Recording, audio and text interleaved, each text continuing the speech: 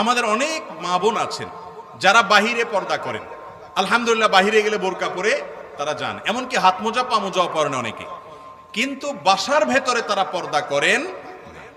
পর্দার দুইটা জায়গা, একটা হলো বাসার বাহিরে, একটা হলো বাসার ভেতরেও গায়রে মাহরাম পুরুষ থাকতে পারে, তাদের সাথেও পর্দা করা লাগে। এই ধারণা আমাদের অনেক মা বোন তাদের নাই, অনেক পুরুষদেরও নাই।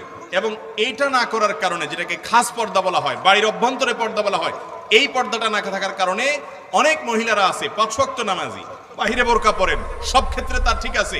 ছেলে যিনি, তার স্বামী যিনি, তিনিও হয়তো ভালো মানুষ, নামাজি কালামি, অন্য সব দিক থেকে ঠিক আছে, কিন্তু নিজের বউ তার পরিবারের এমন সদস্যদের সাথে দেখা দেয় যাদের সাথে দেখা দেওয়া তার জন্য হারাম। যেমন অনেক মহিলা আছে বাহিরে বোরকা পরেন, অনেক পুরুষ আছেন তার বউকে বাহিরে পর্দা করান, অথচ তার আপন ভাইয়ের সাথে বউকে সাক্ষাৎ করতে দেন, আছে না নাই?